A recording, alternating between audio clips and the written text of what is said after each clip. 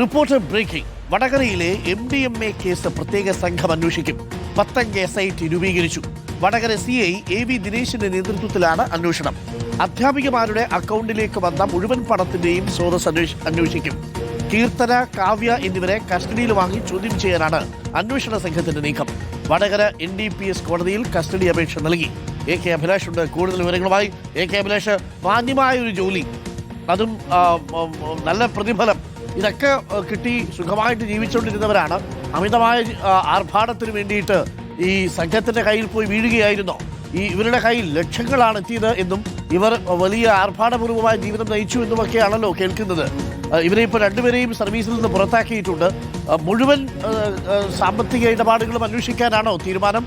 ഒരു പ്രത്യേക സംഘത്തെ തന്നെ തീരുമാനിക്കുകയാണ്.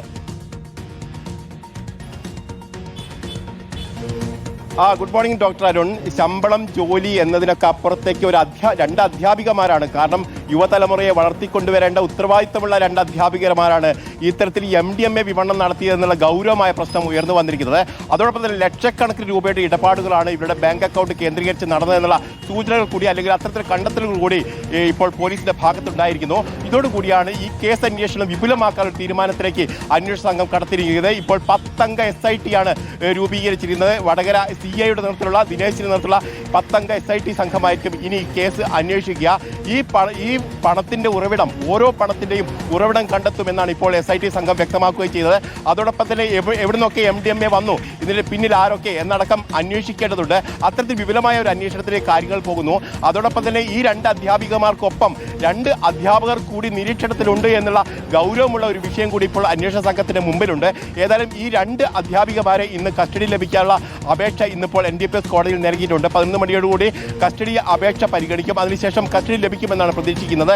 കീർത്തനെയും അതോടൊപ്പം തന്നെ കാവ്യയെയും ഒരുമിച്ചിരുത്തി ചോദ്യം ചെയ്യാനുള്ള നീക്കമാണ് ഇപ്പോൾ പോലീസിന്റെ ഭാഗത്ത് നടക്കുന്നത്. കാവ്യയ്ക്ക് ലഹരി സംഘവുമായി നേരിട്ട് ബന്ധമുണ്ട് എന്നുള്ള കാര്യം കൂടി അന്വേഷണ സംഘം ഇതിനകം തന്നെ കണ്ടെത്തിയിട്ടുണ്ട്.